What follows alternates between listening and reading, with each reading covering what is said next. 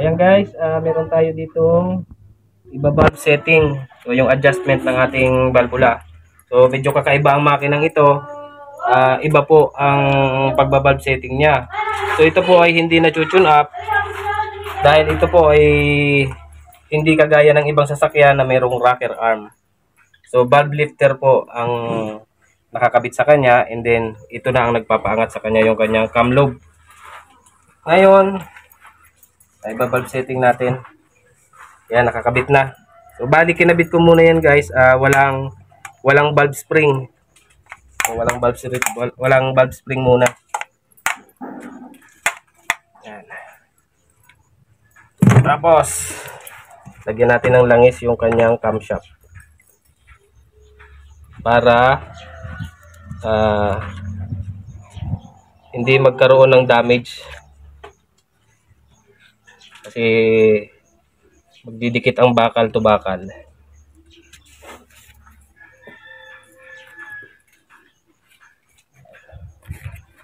Lubricate muna natin.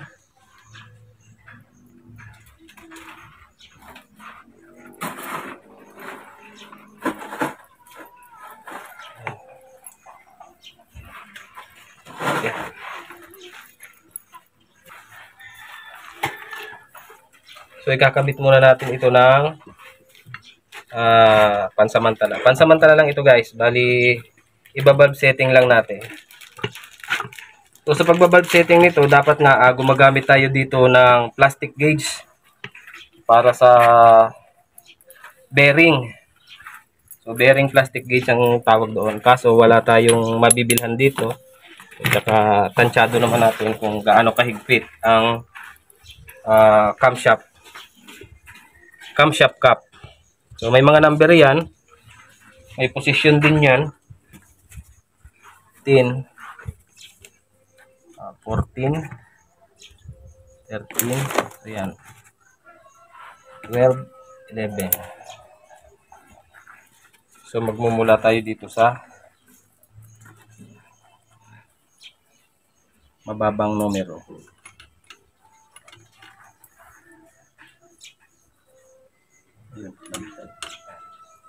So may marking siya, may arrow. Yung arrow kung saan nakaposisyon, papunta siya doon sa number 1.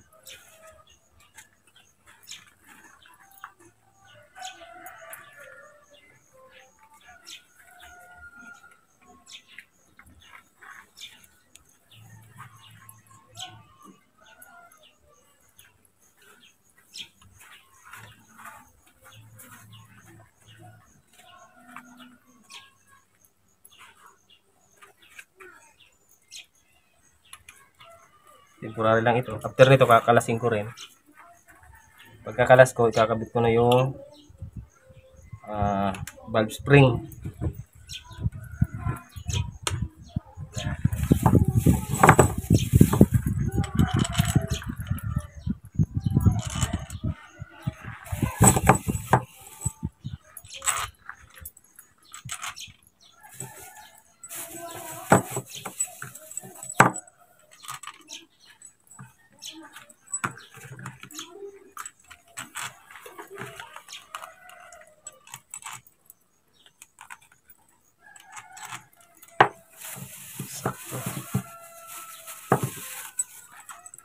Mamaya-maya lang, pwede nang tawagin ulit yung mekaniko. Hindi pala mekaniko yung nagkakabit. Tawagin natin yung mekaniko. Hapon. Tanghali, pwede na. Pagka konti lang ang clearance na i-adjust ko dito, mamaya, nandito na siya.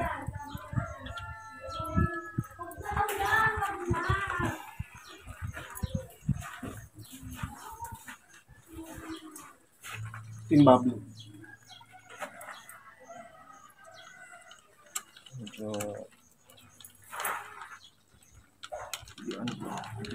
sablay.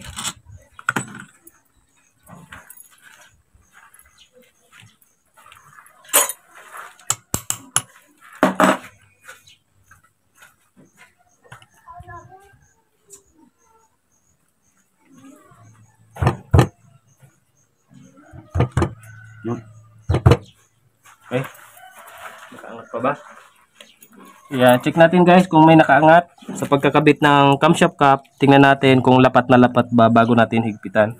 So, kasi ang pwedeng mangyari ay pwedeng mabasag yung ating camshaft cap kapag nakaangat sa kabila, tapos sa kabila ay nakalapat, nahigpitan natin nang hindi naglapat ng mahusay, ay maaaring mabiyak yung ating camshaft cap.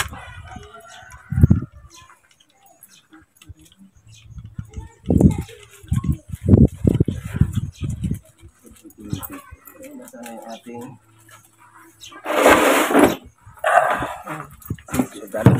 torque wrench para mas mabilis tayo.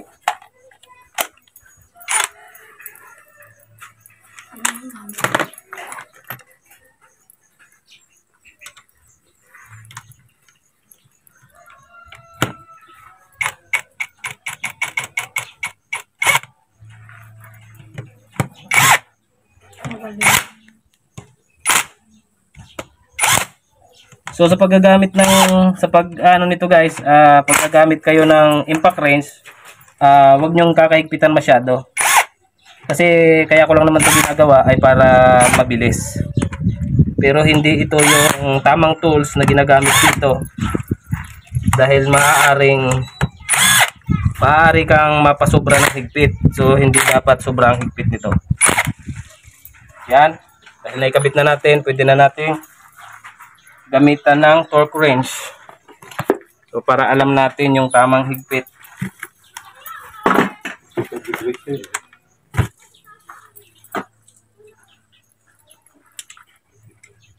At kapag maghihigpit tayo guys, ay mag-uumpisa tayo sa gitna. No?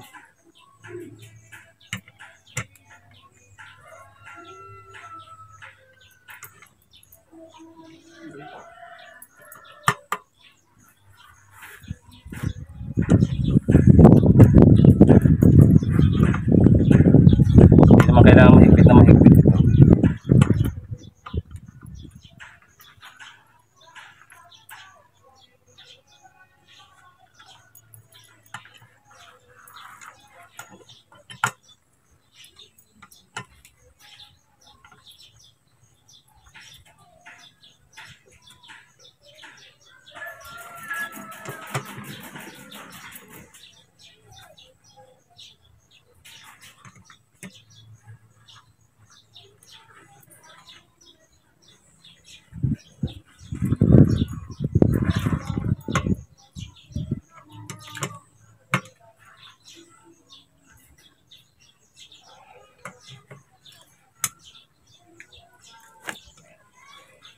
Okay.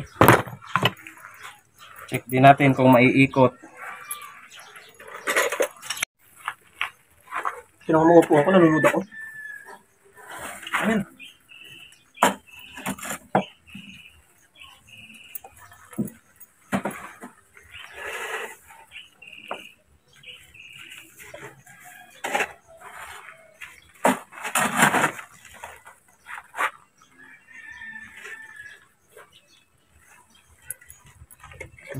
Basahan. Magandang basahan.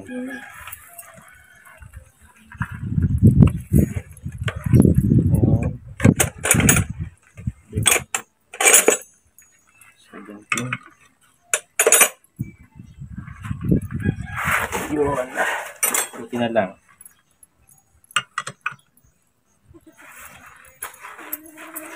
Yan, so i-check natin kung ayos ba. Ngayon, sa pag-check ng ganyan guys, kapag sa pag-check ng clearance, ganito. Tatagilid natin ganyan. Wala pa namang valve spring to, kaya didiinan lang natin ang kamay. Yan, laki. Paano nalaman yun? Alin ang clearance? Hindi, hindi pa. Titingnan natin yung kung naka top dead center siya. Yan, ayan.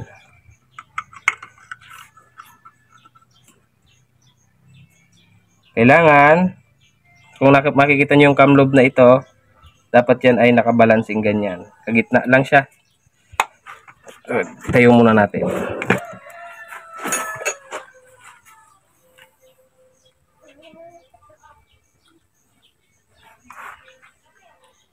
Yan.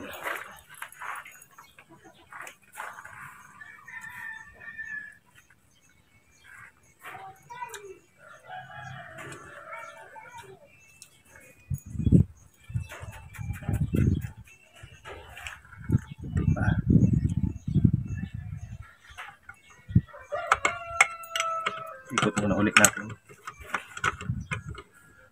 Medyo lumagpas ng konti.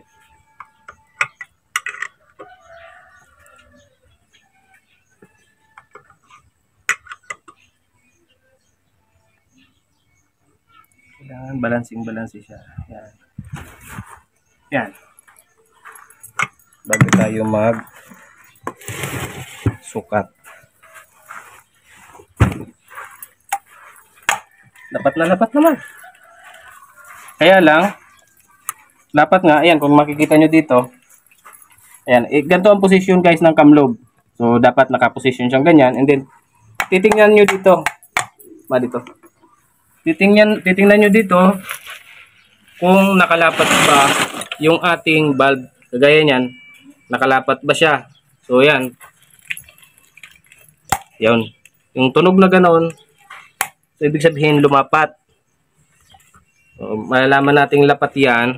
Titingnan muna natin. Tubig. Ayan guys, ganito ang gagawin natin para malaman natin kung tukod ba.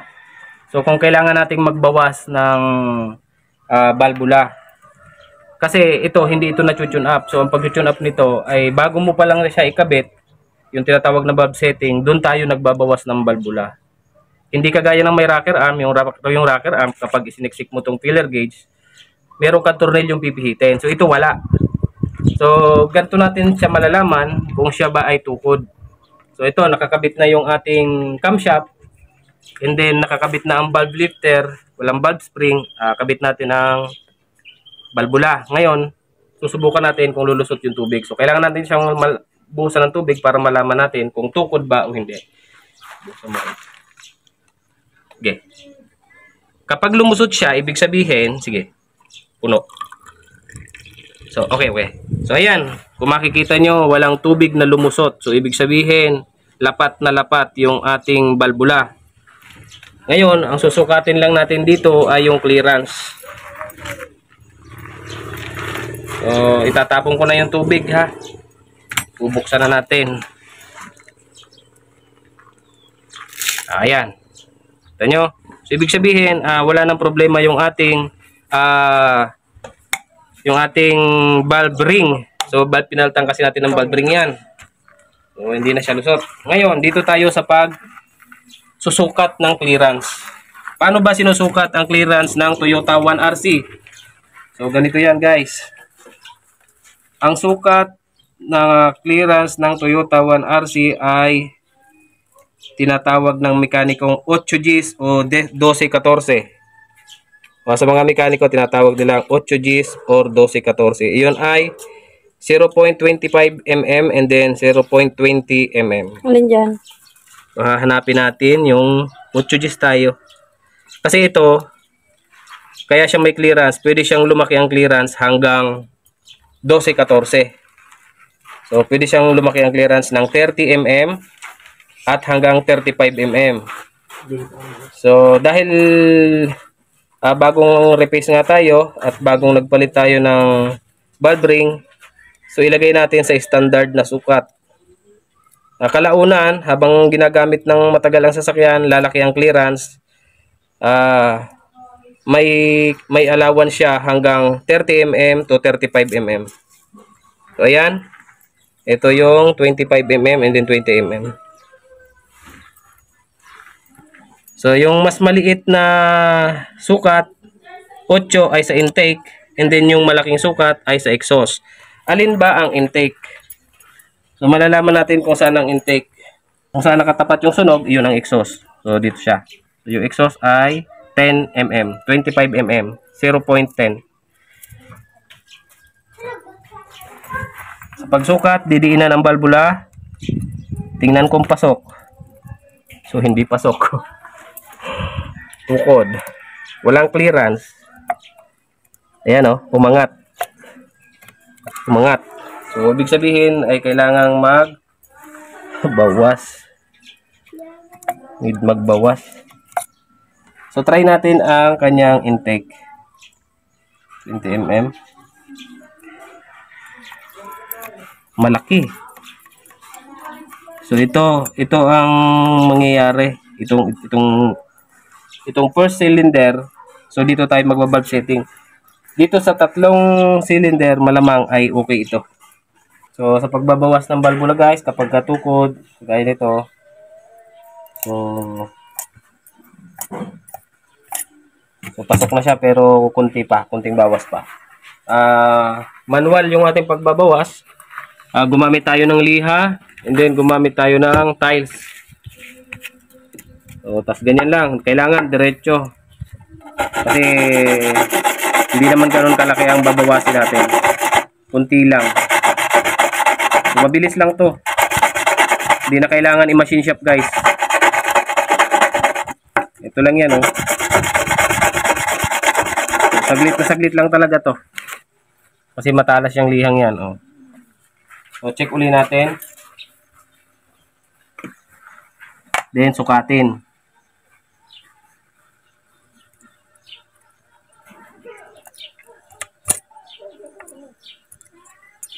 So kailangan diin na diin ha. So yun, pumapasok na siya. So kunti na lang. Kunting-kunti na lang.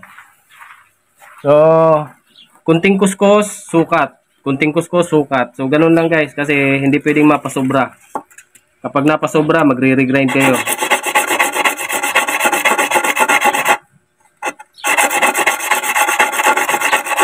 Mabilis lang talaga to.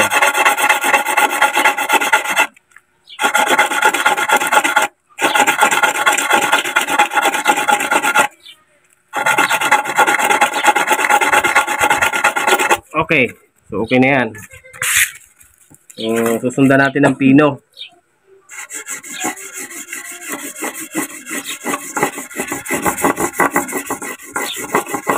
Para hindi siya magaspang. Okay. Check ulit.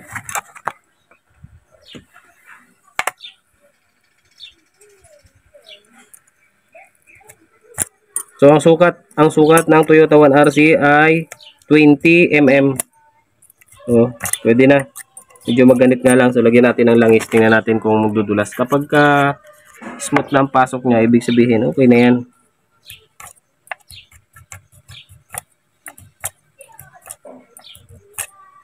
Kunti pa. Kunting-kunti na lang talaga. Ulit. Hindi mo na i-push na. Kunti lang, okay na to. Kunti sukat lang. Okay. So, check uli natin. Uli. And then, sukat uli. Yun. Okay na. Itong ganito kasi guys, malaki naman ang clearance. Halimbawa, ang sukat nitong standard ay 25 mm to 35. 25 to 35. So, ang gawin natin, standard tayo, lagay tayo sa 25. Dahil kalaunan, lalaki ang clearance hanggang sa umabot ng 35. Kapag lumagpas, baba uli ang makina. So, yan. Pero matagal na panahon mangyayari yon. Okay na. Pasok na. O, ayan o. Kung makikita nyo, ayan o. So, okay na. Okay na ang exhaust. Exhaust ng number 3. So, itong bawas na ito, check na natin. Okay na yan. Ang kanyang intake ay good na. Tingnan natin ang intake uli. Ang kanyang intake ay good na. So, good na number 3. Sa number 4 tayo. Number 4, regrind. Hindi. Number 2 tayo kasi regrind ang number 4. Number 2 tayo. So, ganun pa rin. Ang gagawin natin, ikutin lang. Tapos kailangan ay naka-top dead. Paano malalaman na naka-top dead center yan? Ayan, ito. Tingnan nyo. Kailangan nakabalanse yan.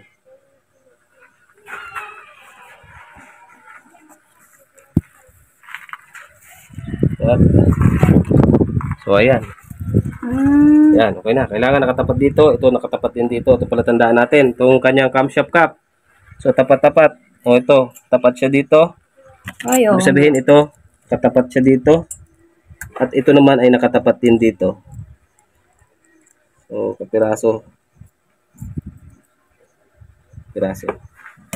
Okay. Sukat ulit tayo. Intake. So, ito, bawas talaga. O, ayaw pumasok, o. At ang exhaust ay ayaw din pumasok. So, pareho babawasin. So, bawasin muna natin ay unahin natin ang exhaust.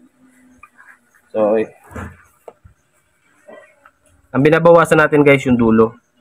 Once kasi na tayo nagre-grind, so nire-regrind natin to, lalalim siya. Kasi hinahasa natin. Pag lumalim, lulubog, tutukod. So, mangyari, magbabawas tayo dito.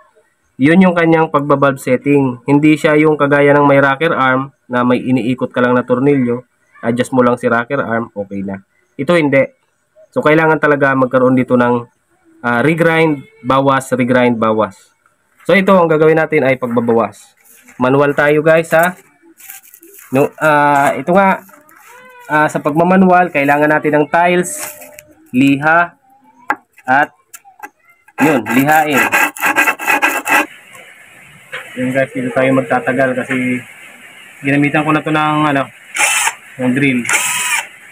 Kasi medyo matagal to, ito yung nagkatama. Tanggal.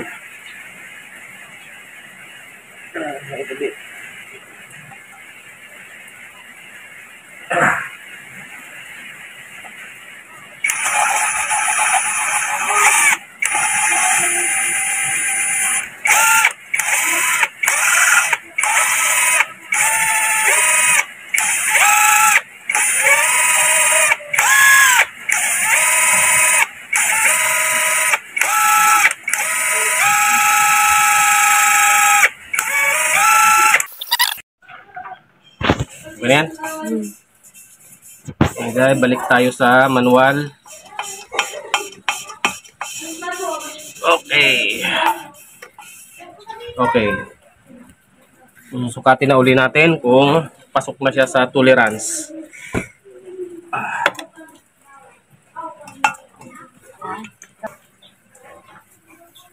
Ayan guys, after natin ma-regrind, punasan natin yung paligid ng valve ring. So, sukatin na uli natin kung pasok na siya sa tolerance. So, number 1. So, bali ito lang ang susukatin natin kasi itong tatlo ay okay na.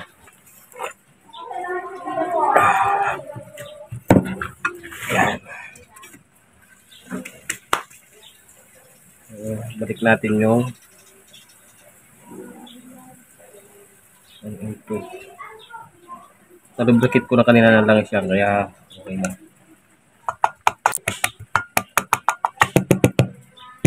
Medyo maganit.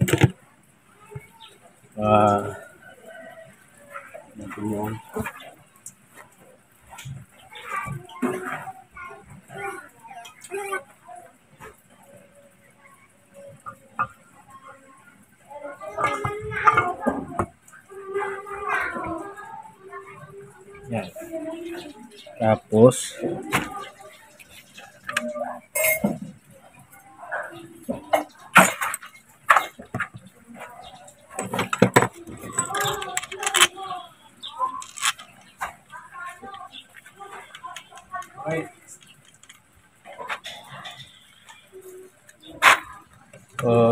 ito lang muna ikakabit natin kasi sukatin lang natin kung pasok na siya sa tolerance.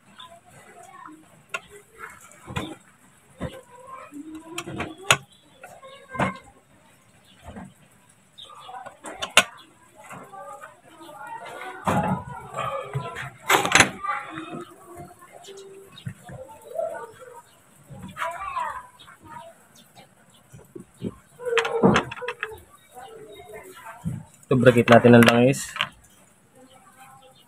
Yan. So bali tatlong sukat ang inano ko guys. So titestingin natin sa tatlong sukat.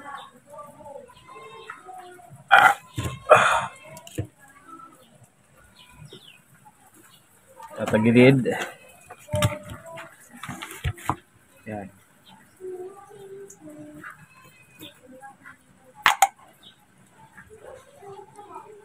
So, yung intake dapat pasok ang 20 mm. Ito po ang intake. Ayun, pasok. Subukan natin sa 25 mm. 25 mm pasok pero maganit. So, ibig sabihin, mas maganda kapag ganyan kasi nasa standard tayo. Standard sukat natin ito. So, kalaunan, luluwag din yan. Bali, ang maximum tolerance niyan ay 35. So, ang gamit ko ay 20, 25, 30. Maximum natin ay 35. Pasok siya. So, nasa standard tayo. Ito naman ay 25. Ayan, okay. So, bubuuin na natin. Ikakabit na natin ang kanyang valve spring. So, yun guys, bago natin ikabit ang valve spring, magkakabit muna tayo ng valve seal. So, sa pagkakabit ng valve seal, kailangan i-lubricate muna natin yung ating pagkakabitan. So, lubricate natin yan para hindi ma-damage yung ating valve seal. So, lubricate lahat.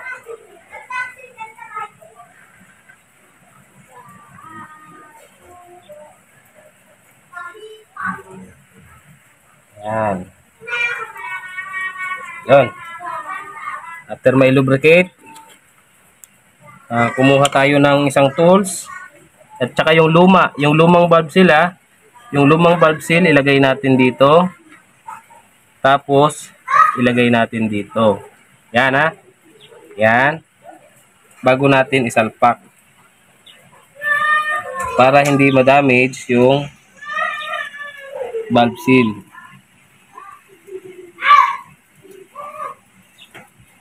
Iyon.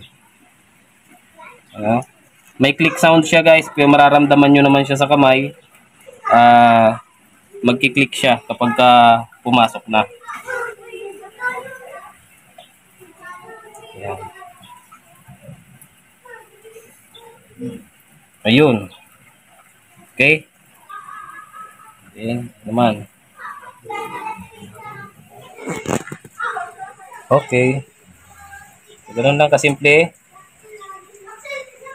Sundan nyo lang tong ginagawa ko guys, makakabuo rin kayo.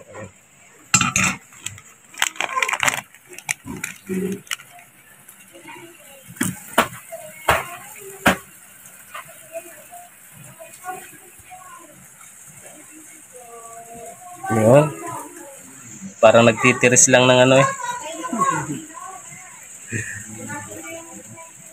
Oo.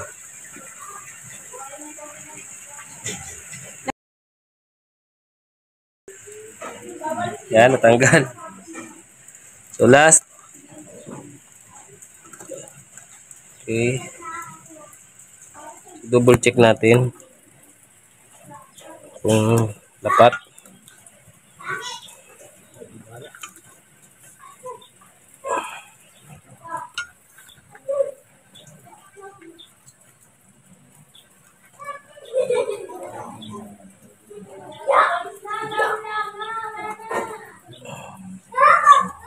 Okay.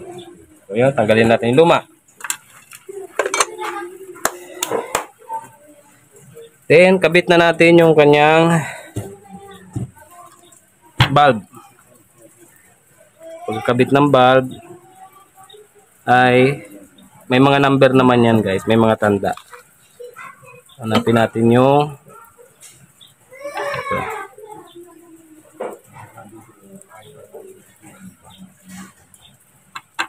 Lubricate natin ang langis para hindi ma-damage yung ating valve seal.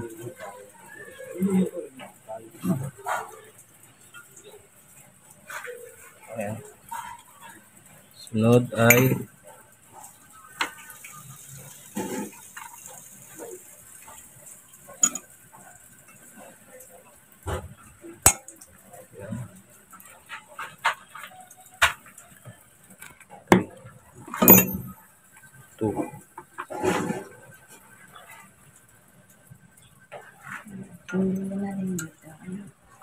May mga tanda yan. Ayan, oh. Ito guys, yung tanda. Number 2. Yan, makikita mo may tuldok na dalawa. Ang number 4, walang tanda. Walang, ito number 3. Kahulihan na yan. Opo, kaulihan. Number 2. Number 3. Ayan, ang number 3, may tatlong dot. Tatlong tuldok.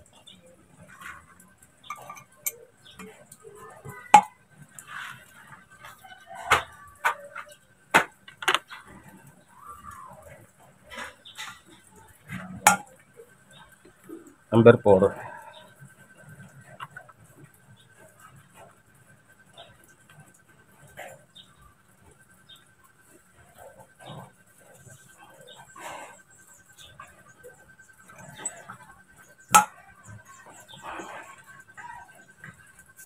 May grinding compound pa.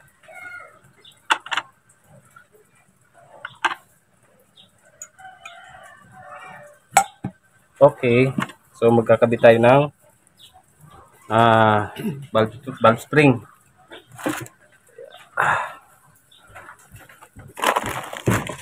Need natin tong basahan.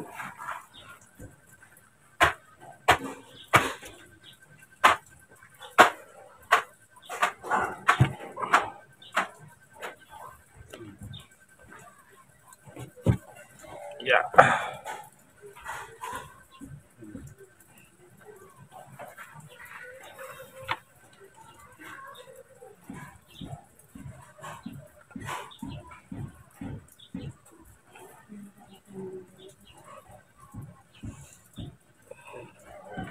So check pagkakabit guys ng valve, check natin yung valve seal, baka umangat. Kasi kapag umangat yan at naikabit natin ang valve spring, magiging mausok yan. So lulusot yung langis. So kaya do-double check natin. Okay. Okay naman siya. Kabit na natin ang valve spring.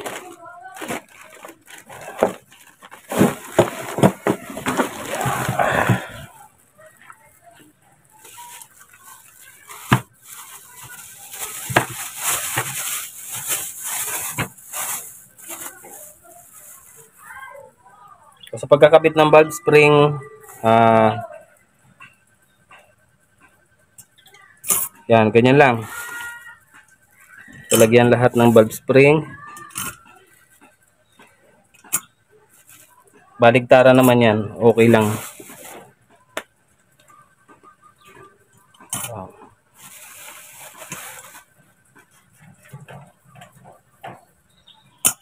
Okay.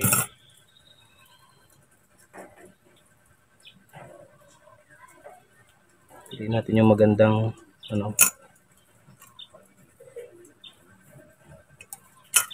may tama rin nasa ibabaw eh. Pili natin yung maganda sa ibabaw. Okay.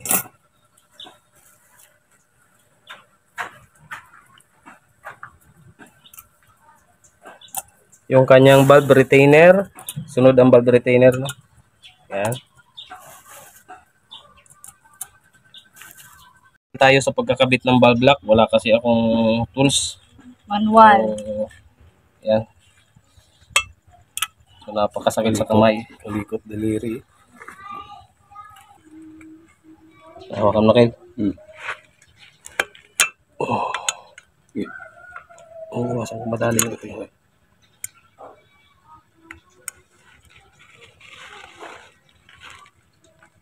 Diba?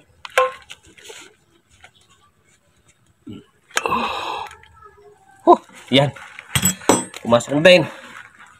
So para masiguro na dahil manual tayo, para masiguro na kumapit siya ay lalagyan natin ng pupukuin natin.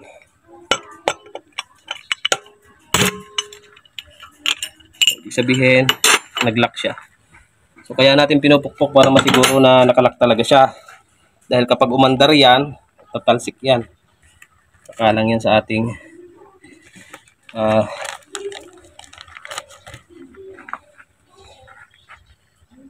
Yan. Lagyan mo na ano yan. Wala pa kin, hindi ko pa nalagyan sa ilalim. Ayan. Ilalim. Yan. So last na ito. Madugong pagkakabit. Pinakamay, baka mapanis. Sasabihin ng mga basher dyan, hindi ganyan ang pagkakabit, bakit wala kang tools? Pasensya na guys, wala tayong tools. Baka naman.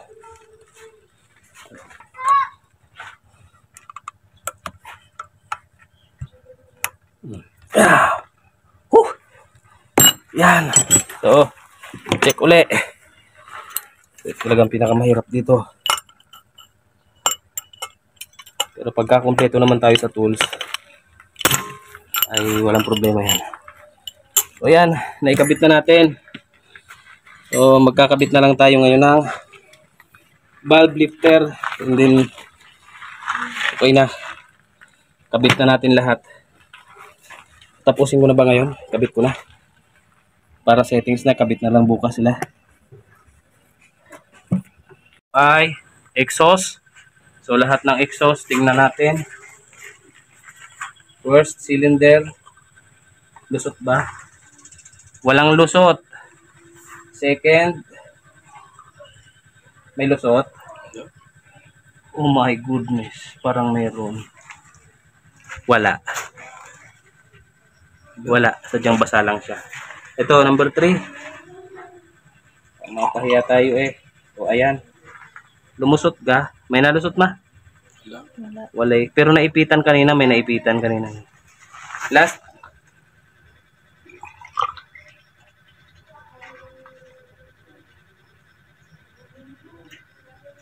Wala naman, no? Wala. Wala. Yes. Okay. So, walang lusot, lahat ng exhaust. Ang titingnan natin ay yung intake naman. So, wala na tayong problema sa exhaust. Intake naman. Tapo natin.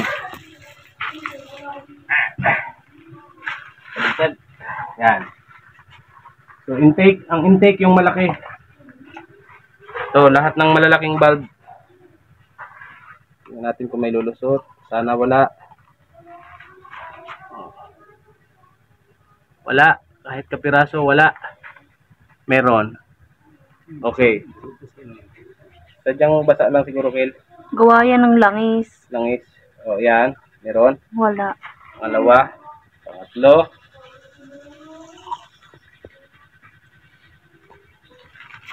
Wala. Apat. So, perfect. Walang lusot. So, ayan. Sarap ng buhay naman. Ikakabit na lang, guys. Ito ang pinakamahirap na parte dito. O, ayan. Ako ni. Okay. So, dahil dyan, ikakabit na natin yung kanyang camshaft cap at saka camshaft. And then, yung kanyang valve lifter. So, siguro naman ay alam niyo na kung paano ikabit yan. Bago ang lahat ay ilulubricate muna natin nang sa ganun ay walang madamage na mga nag-isisang bakal.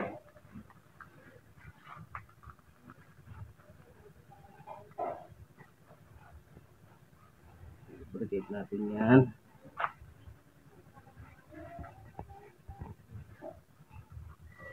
Yan. Final na ito. Final na. Oh. Ito rin natin. Ang number 1 ay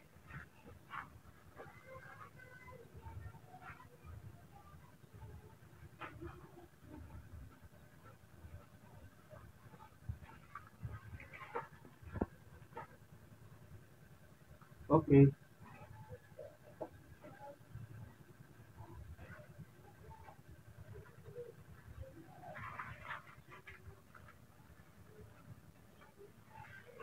Valve lifter number 1.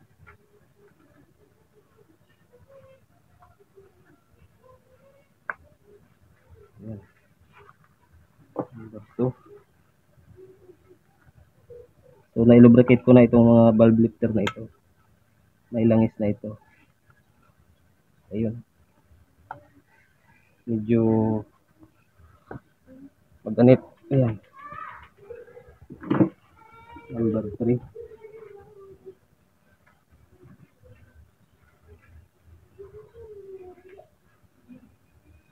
Kung bakit yung gitli na to ay nasa parting yan ay pag-ikot ng ating camshaft, yan yung dinadaanan ng langis. Tsaka dyan sinusungkit yung valve shim. Kapag tinatanggal yung valve shim, dyan sinusungkit. Kasi kahit na wala kasi itong tune up guys, hindi ito na-tune up. Ang ginagawa dito, pinapalitan ng valve shim. Yung valve shim na sinasabi, ito yun.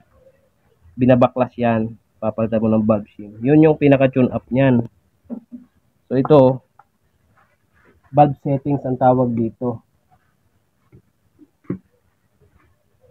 After na may valve settings, ang susunod nito dahil walang tune up, pinapalitan lang ng valve shim.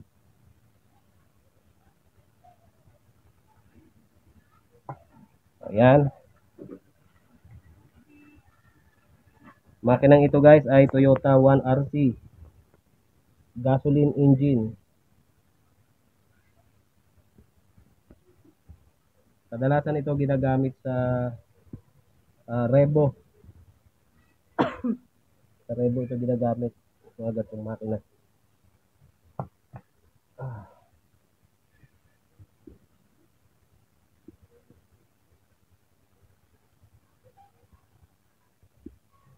Okay.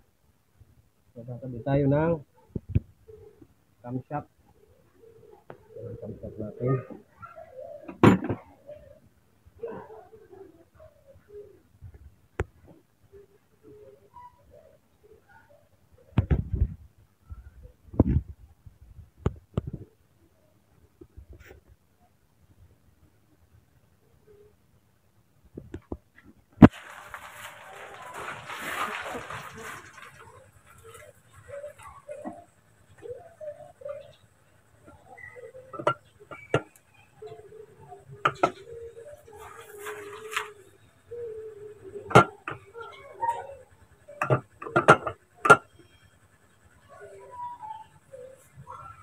Hirap sa pagkakabit nito.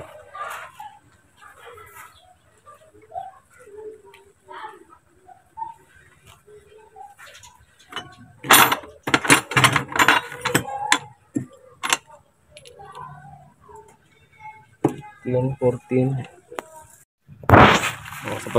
Sa pagkakabit guys ng camshaft cap, ito yung titingnan nyo, yung guide na pinagdaanan ng langis. So dapat hindi pwedeng magkabaligtad dyan na ganyan. Pag baligtad ay sira yan. Dahil hindi siya malulubricate ng langis. So kailangan ganito. Yan. Tapos yung marka, papunta rito sa 1.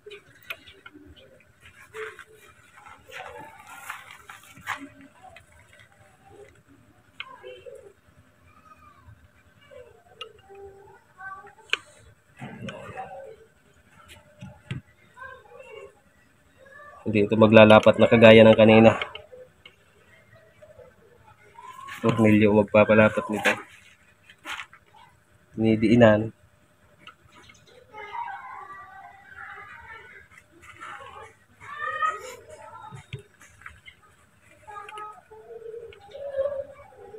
Yan.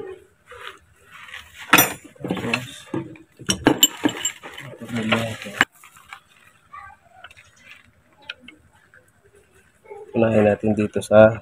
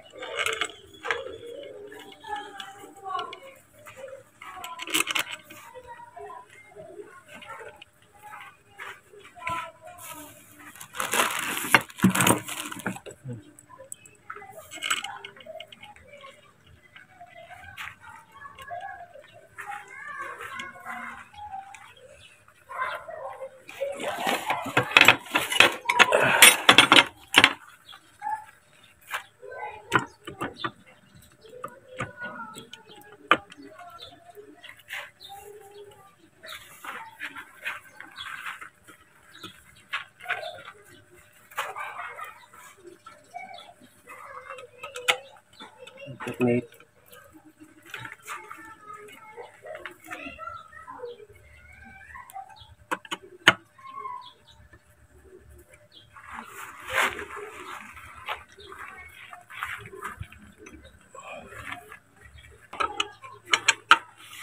Iniiwasan natin baka pumutok.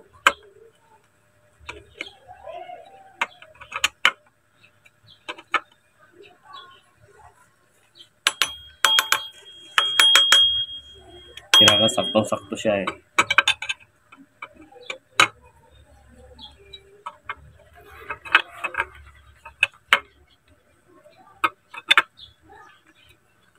Bakit ba talaga yan? Lalapat yan, Kil. Lalapat yan.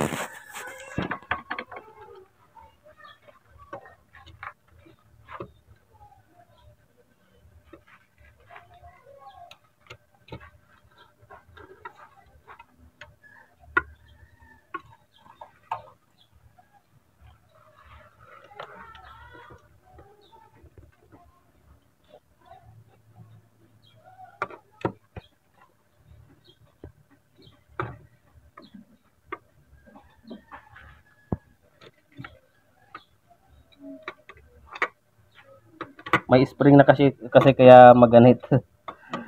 Pag may spring na maganit na yan. Dito sa number 1, lalapat siya kasi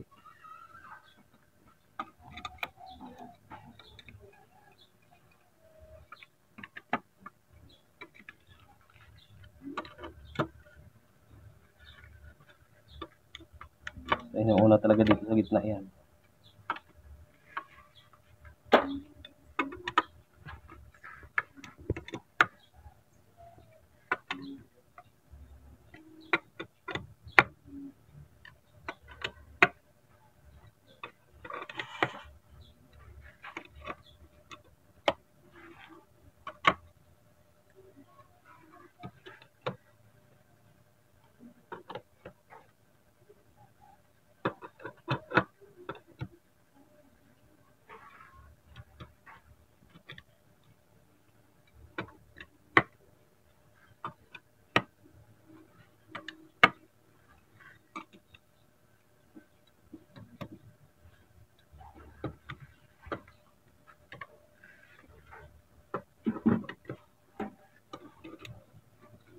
Pagpapalapat nito guys ay kailangan alternate kasi maaaring pumutok yung ating camshaft cap. So naka-top dead center ang number 1. Ang number 1 walang problema, lapat antimano yan, madali yan palapatin kasi naka number 1 tayo, nakaset sa number 1. Kaya laging uunahin ang gitna. Tapos alternate sa paghihigpit. Ayan, lumapat na. Ang gitna ulit tayo. After na mapalapat, kailangan mag-umpisa ka ng paghihigpit sa gitna. Ayan, palapatin lang muna natin. Ayan, lapat na siya.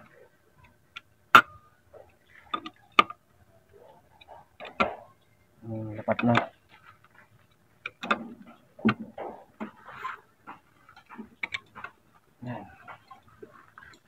Ikutin muna natin bago natin higpitan ng tuluyan. So ayan, tapos na tayo magkabit ng camshaft cap at camshaft. So bali, sinubukan na rin natin kaninang buhusan ng tubig, ay okay naman. So ang titingnan natin ngayon ay itong clearance. So, nakatap siya sa number 3. Yung cylinder number 3 ay nasa posisyon na. Susukatin natin. Ang kanyang exhaust ay ito. Number 10. Ito ay 25 mm. Pasok. Pasok siya sa standard na sukat. At subukan natin ang 12. Ito ay 30. So 25, 30 hanggang 35. So sa 30 medyo maganit siya. Kaya okay lang dahil katagalan naman yan ay luluwag. Pagdating dito sa ating intake, 20 mm. So, pasok. Yan. Walang sabit. 3. Sunod ay number 4. So, ikutin natin. Test natin ang number 4. Yan. O, yan. So, number 4 na agad yan. Isang pihit pa lang. So, intake. Pasok. Pasok.